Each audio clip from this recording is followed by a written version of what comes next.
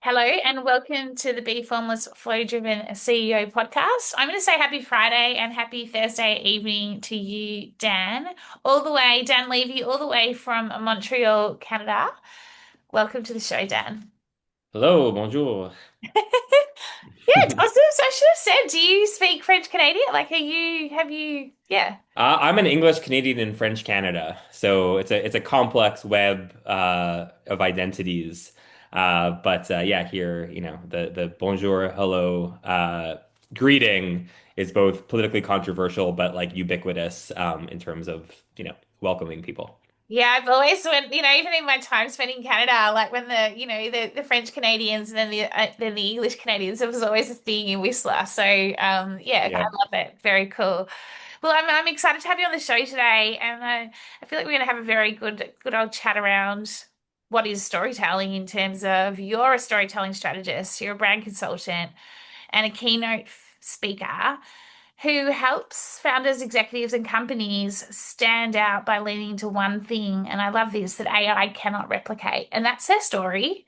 And story is so important to each and every one of us. We've had them ever like, since we were little children, right? And you know this. And you're a former journalist turned brand builder. And basically you help businesses clarify their messages, own their voice, and communicate with what I like to call soul. So I've introduced that to you to what you're doing. But you primarily work with consumer brands. You've worked with the likes of Air Canada, Vermont Hotels, and more recently you've been working with B2B tech companies that where you're blending empathy, humor, authenticity in everything that you're doing. Tell us. Oh, and the last bit is that you believe that in a world flooded with noise, you only have to go onto social media and you're kind of going, what's real and what's not real anymore in terms of AI versus original human content. Your personal story or your brand story is your most valuable asset. I could not agree more. I think that we're coming into a really big part of the state time in the world where it's like authenticity is key. Be your original self, right? So tell It's us. all we have. It's all we have. So tell us about your journey. I want to go right back Sure. to like be a former journalist, how you then came into your own business, etc. Yeah, so I like to say I began my career at the end of journalism. It wasn't actually the end of journalism, but it was, 2008, 2009. I graduated journalism program in Boston, covered the 2008 presidential election, the Obama election, which also coincided with the financial crisis. So really exciting time, hopeful time, changey time in the world. Uh, and in journalism, I think journalism was sort of the tip of the spear when it came to the financial crisis. Newspapers were folding, magazines were folding. The new business model hadn't quite emerged, and honestly, I think it's still emerging all these years later. Like, all these digital native publications sort of came and went. A lot of them in the past decade and a half since. Uh, but after doing, some work, kind of classic reporting, covering Congress, covering, like I said, the financial crisis from DC, I came back to Canada, where I'm from, and kind of set of circumstances found my way into what was then called a custom publishing agency, published all sorts of glossy magazines for, like you said, brands like Air Canada, Fairmont Hotels, Mercedes, Investors Group, uh, but kind of knew the writing was on the wall for their business model and were looking to reposition themselves as a digital first content marketing agency. So I was the token, relatively young, journalism school grad, came in, helped them launch their first online publication, which became kind of a blog and a newsletter and a podcast, and this whole what we called then a multi-platform media brand. And it was also their first B2B publication. So it was sort of content marketing for a content marketing agency, but very journalistic. We were reporting on this changing space of where content, media, and marketing collided. So from there, I, worked there for about 4.5 years, learned a ton, was drastically underpaid, and got recruited by a B2B SaaS company out in Vancouver. And I know you spent some time in Whistler, Yeah. so I'm sure you made it to Vancouver and ate some good I love sushi. Vancouver. It's such a cool Yeah, city. Yeah. yeah, totally. So that's where I, was hired as the first content strategist for this tech startup. Helped them scale from 30 people to 200 people. MRR, ARR, kind of uh, exploded by orders of magnitude. And basically that started my career in on the marketing side of things, first in content marketing, then communications more broadly, and then finally product marketing. And in my last in-house role, I was leading, a fairly large dozen-person team that spans, content, communications, and product marketing. And that's where I had this epiphany that everything that I'd done from journalism into content and comms and product marketing was all about story. And more particularly, helping businesses find their story, craft their story, and bring their story to market in Yeah. a consistent and compelling and impactful way. So decided to go solo and focus in on what I've kind of a weird but specific superpower of the intersection of strategy and storytelling, and that's I what think I've that's a I've been weird doing. superpower, by the way. Sorry, I don't think that's a weird superpower. I think it's a cool, I think it's a cool superpower. I mean, it's not flying or invisibility, but yeah, I'll take it. Wow. So the intersection of storytelling and strategy, which is a really interesting one because it's almost like the intersection of creativity, which is storytelling and being creative, and strategy. Did you Yeah. did you face much resistance from that? Just even because there's always like been that, well, I'm a strategist or I'm a creative, but you've blended the two together. Yeah, I think, commerce and creativity, strategy and storytelling. For me, it just came naturally. I think that these two worlds complemented each other. When I think of strategy and storytelling in particular, like what is a strategy? But and I go to the sort of classic Richard Rummelt's example of a strategy being this coordinated set of action against a or to achieve a goal or to overcome a challenge, right? So there's this sort of like tension built into it. Seth Godin, who also just wrote a book about Yeah. strategy, talks about tension gets the attention. So I think strategy and storytelling have a lot in common, right? It's about tension, it's about urgency, it's about overcoming obstacles and challenges. And so in a way, what I think of what I do is like distilling a company's core strategy, their positioning, their brand mission, their vision into a story. It's just something that comes naturally, I guess. That's where I say it's a weird superpower because to me, it sort of intuitively makes sense. For others, yeah, I think sometimes it takes a little bit of explaining. They're like, "Oh, you're talking about brand." I'm like, "Sort of. Like brand's an ingredient in the story." "Oh, you're talking about positioning." Yeah, that's a good starting point, but that doesn't speak to the emotion of storytelling and the sort of aspirational and inspirational nature of it. And so, I think I've sort of carved out this, I guess, niche or this category around strategic storytelling that takes a little bit of explanation, but I think when uh, people hear it, they get it, and they get excited about it because, like I said, there's really shared DNA, I think, between what strategy is and what storytelling is at its heart. Yeah, yeah, yeah. And so do you then create like a master narrative? Like what is it that you like if you look at it all and interconnect it all, if you like, what Yeah, a master narrative, an overarching story. I think of it sometimes as the missing link between a product positioning and go-to-market messaging, right? Positioning is like what you do, what you call yourself.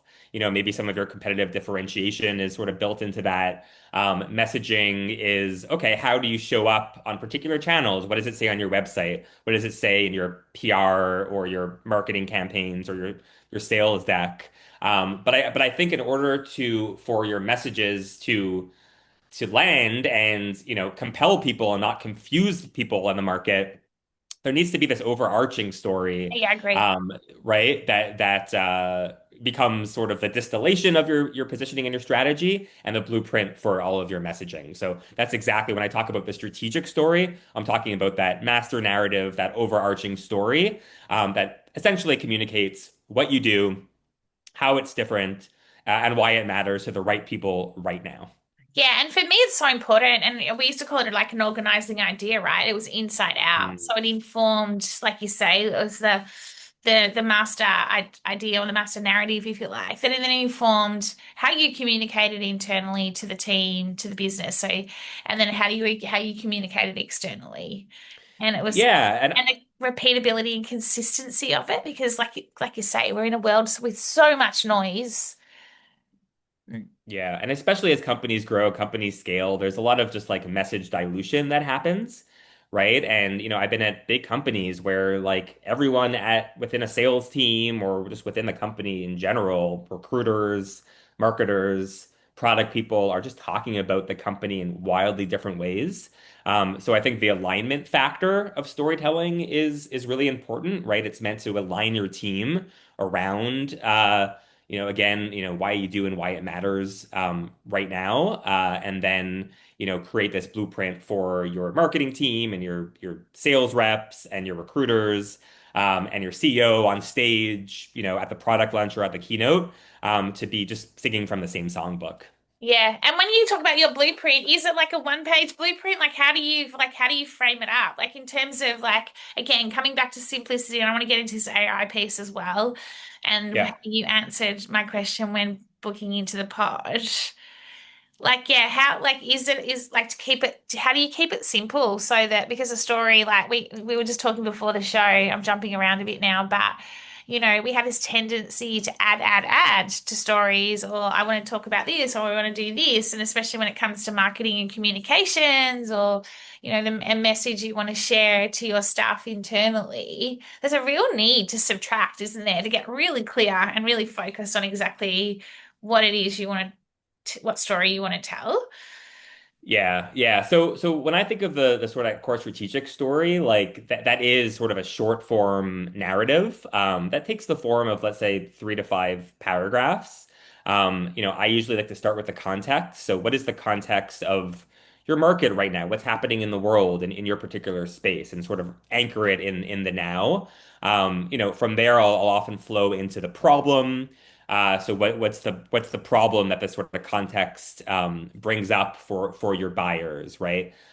Maybe it's, for me, my context is as where we started is this idea of like AI, right? Has really, I think, lowered the barrier to entry when it comes to everything from to product development to go to market. But the problem is it's made everybody sound the same, right? And it's made it harder and harder to differentiate, right? So getting really clear about that market context, the why now, the problem, which is sort of the why for your customers in particular. Um, and then talk about the solution. So like a really crisp articulation of like what it is that you do. You can think of that as the core positioning or your market category.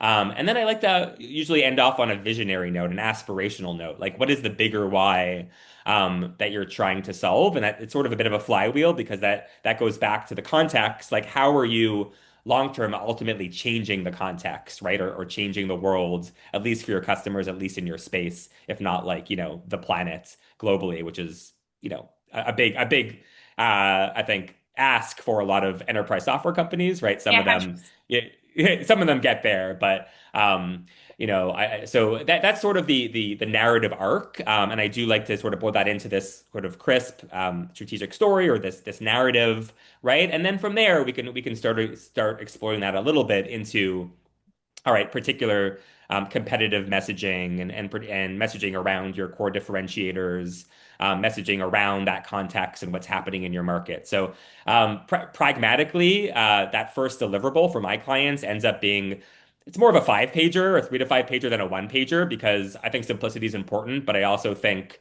storytelling takes, a little bit of Yeah. telling and unraveling. If you can encapsulate the story in sort of the headline, then that's always great. But I think that unpacking these elements in a way that's sort of compelling, that gives the context, that gets specific about the problem, takes a little bit more. a little bit more articulation. But that tends to be my first deliverable for clients is that sort of I call it the core positioning and messaging blueprints. Yeah. Because I have a background as a copywriter, as a journalist, I make sure that that's not just a deck, that's not just bullet points, that's like messaging that you could literally copy and paste and put onto your website if you want to. Yeah. Um, but then often, once we've sort of narrowed in on that blueprint, I might help them. Okay, now let's translate that into your first sort of flagship go-to-market asset. That could be your homepage, that could be your sales deck, that could be, a great investor memo if you're trying to raise money or sell the company or a product keynote. That looks different depending on stage of company and goals and priorities and all that stuff. But yeah, at its core, it really is that crisp 3 to 5 paragraph narrative that just gets to the core, or I like how you put it, the soul of the business. Yeah, the soul, yeah, yeah. And for me, it's like the soul. Like you've just landed on something there, like, and this comes back to authenticity. We're in such a rapidly changing world. We're like in this massive revolution, if you like. And Yeah. yet there's just this desire to go faster than ever. But I don't think a business can succeed.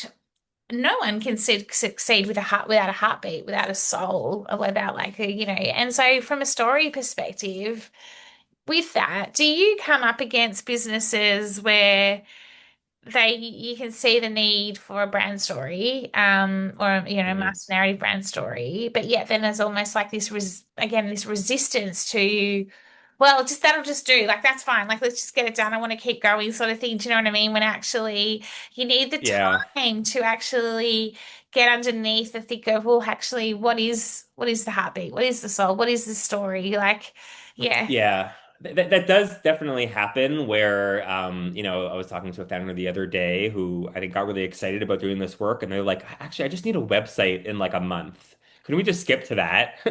And it's like, wh- a website about what? What's the story, right? I urge them to, it doesn't have to take months, right? It can no, be, as quick as a really focused, couple weeks. But let's just take a step back before we lurch forward and just get to the soul of it. Because everything from there is just going to flow so much faster, right? And what ends up happening when companies go in that direction is they end up, taking 2 steps forward to only have to take 3 or 4 steps back, right? Eventually, because they realize that this isn't landing. It sounds like everyone else. It's good enough, but good enough isn't good enough to stand out anymore. AI is great at getting you to good enough, but to your point, especially today, especially in a crowded market, and almost every market is crowded. Almost every market is facing some sort of headwind right now. I really believe that a clear, compelling, and differentiated story is the only way to stand out. Product alone can't do it, even if your product is better, which maybe it is, but like it's not hard to at least pretend that you have parity in features and functionality, right? Like once you get into that comparison on like a features and functionality level, you've lost the plot, yeah, right? You need to differentiate with your point of view. You need to differentiate yeah. with your vision, with your personality, with your soul, and to me, that's all encapsulated in this story. I so love that. Tell me, you, right, in terms of your day to day, do you like, and then this is now getting into a bit more of the AI, because you said when you answered the question to my podcast, in the age of AI, the only thing that differentiates us is story, our own Yeah. unique path and point of view, lean into it. So for Hmm. you, when you're working on a client and you're working on their story, do you use AI? Do you use it as a starting point, as a collaborative point? That's my first question. And my second Yeah. question is, what do you do when you get story block or writer's block? Like, what's your thing Hmm. to get you out of the block? Yeah. Yeah, so I do use AI. I would say at different points throughout my process and my methodology. So I see my methodology sort of has three phases or chapters to it, if you will, right? The first one is finding the story, uncovering the story. That's Yeah. actually where a lot of the work happens, Yeah. right? And as a journalist, that's the case, right? A journalist, a reporter, even a daily newspaper reporter, spends most of their day finding the story, right? And then they have like maybe an hour to type it up and get it out there. In terms of uncovering the story, I see AI as like a really good research assistant, Yeah. right? It doesn't replace the need for like good old shoe leather reporting, right? Like talking to customers, talking to the executives, looking at competitors, messaging. Like there's a lot of sort of reporting and conversations and interviewing that needs to happen. Um, but once you've done that, like having a research assistant to say like, hey, this is what I found, kind of help me find the pattern here. Here are sort of my notes from this conversation. Is there anything interesting here? Like could be effective, especially if you're a solo like I am, right? Like I'm used to, I've always had sort of like, pretty good team, like really good teams and to help me with that side of things. So in a way, it's sort of like, AI becomes my research assistant. It's not research assistant is it doesn't replace the researcher, but it's certainly, an asset. The second phase or chapter is the crafting of the story. Here is where, I go back and forth because I mean, I just posted on LinkedIn today that like I don't actually find that I save that much time using AI to actually write. Because I end up just like editing and I rewriting, know and you. sometimes It takes takes so much of your time up. You end up spending more time editing and rewriting it, like than you do. exactly. Yeah. So sometimes, like, yes, if you have, and then to answer the second part of your question, like if you have writer's block, it can get you to that ugly first draft. But it's a double-edged sword because sometimes, like, starting from scratch is actually better than having to rework something that's sort of, like I said, good enough or not quite there, and then you end up sort of overhauling it anyway. But certainly. I think, AI can be, you could think of it as sort of like a junior writer. Like, I started my career as an editor.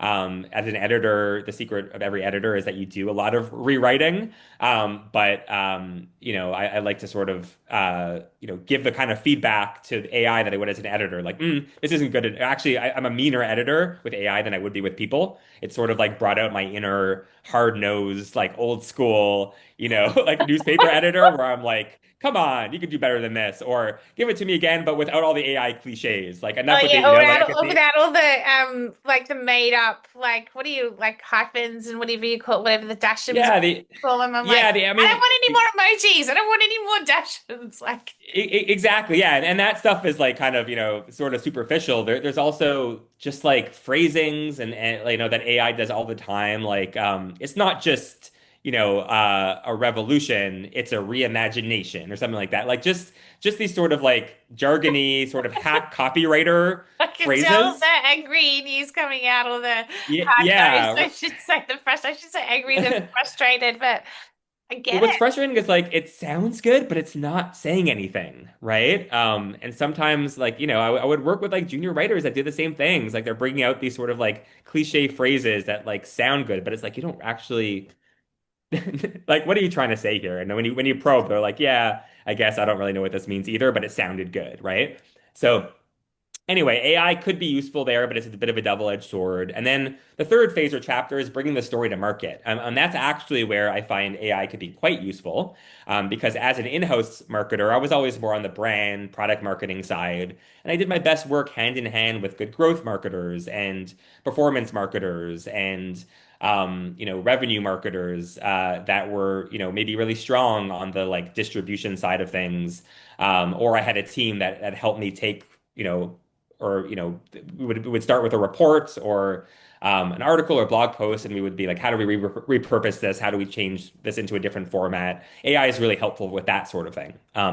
So I think at the core of it, you need, in order to find the story, AI is not going to get you there. But certainly it could be a good way to either get over writer's block, or kind of a sparring partner to get a different perspective on things. So yeah, that's sort of my take on AI. It's a love-hate relationship.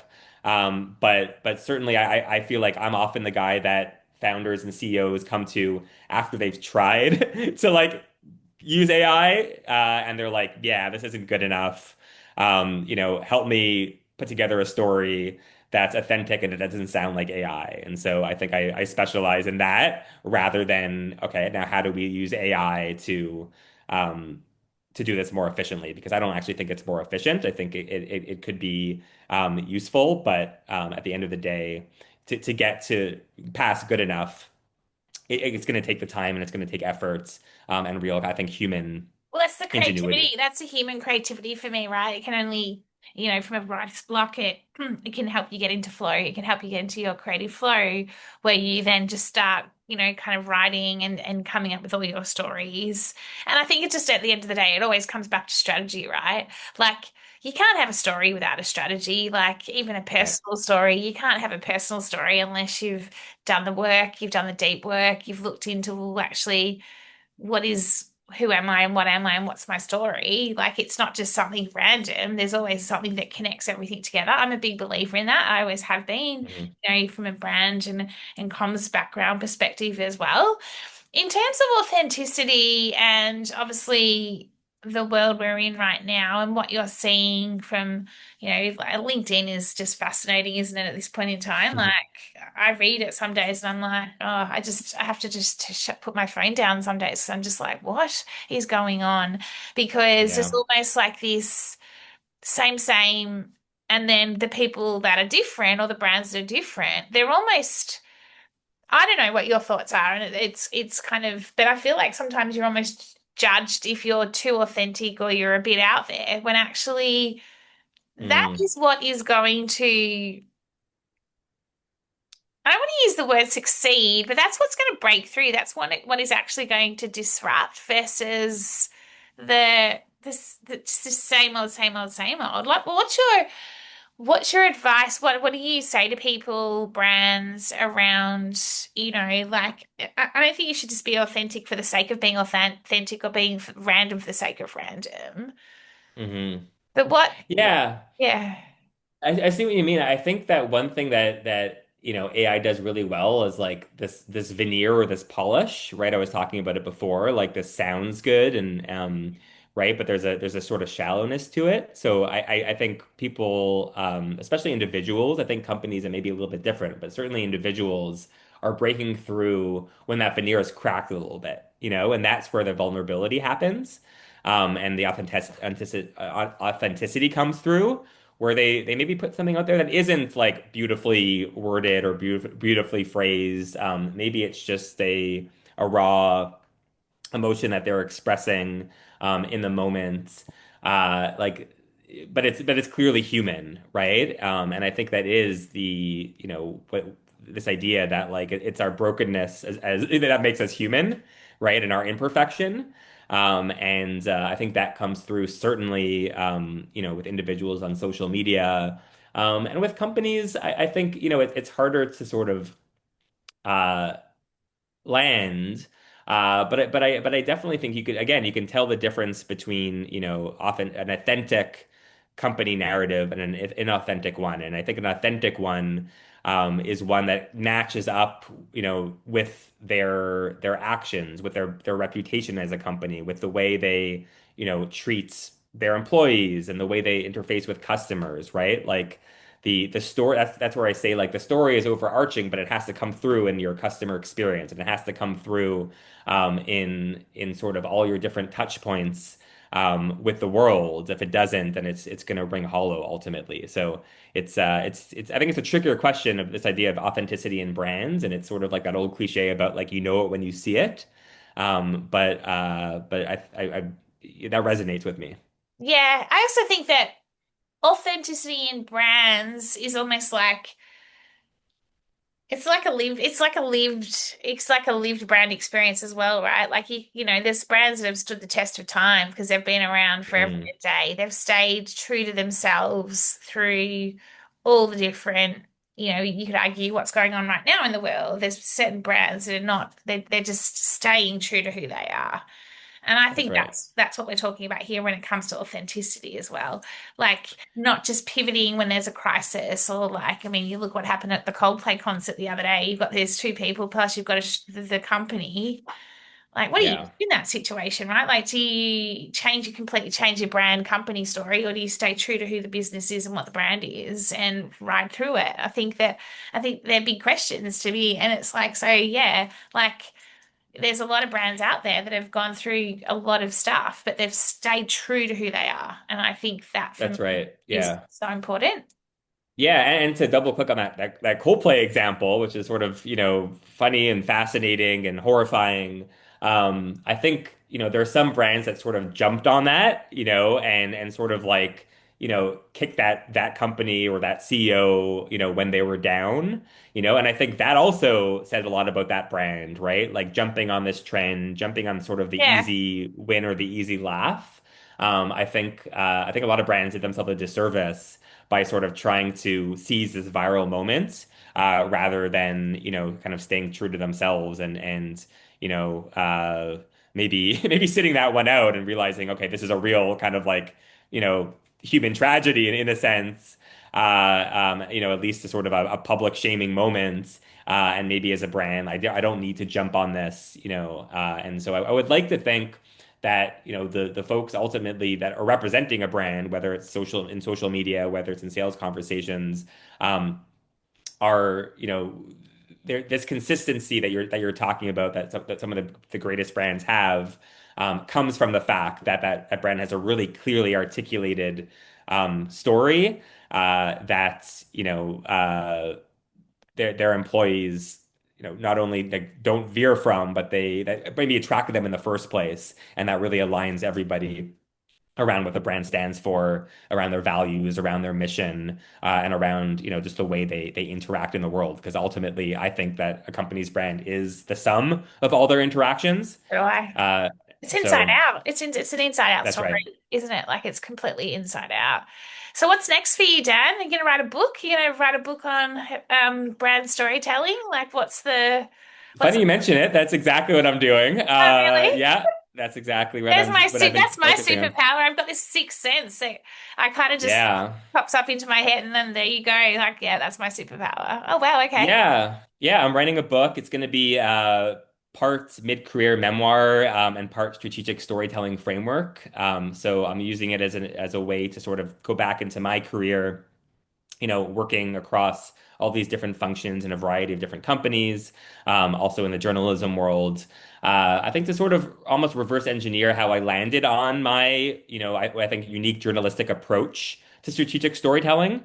And hopefully, it'll be useful. It'll also just be a really good read. I think that a lot of business books out there even if they're kind of tactical and actionable, sometimes they feel like just eating your vegetables. So I want to write something that feels, like a good read, a good hang, and hopefully, it'll be a good story.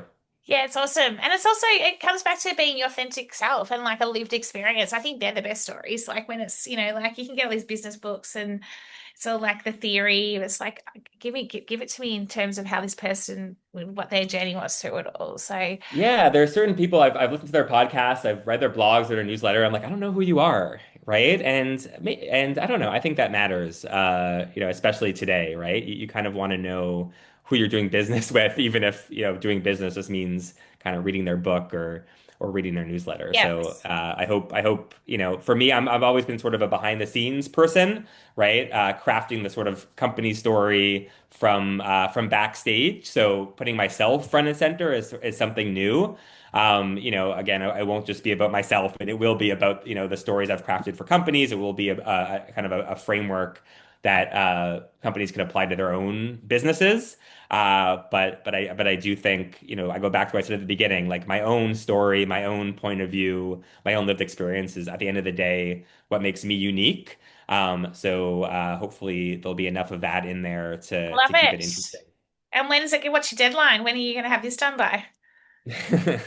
I'm asking all the Get hard back to questions. me. Yeah, I know. Yeah, let's say early 2025, early Yeah. 2025. Yeah, awesome. Awesome. Yeah. 2026, man. Yeah, yeah, yeah. Awesome. Awesome.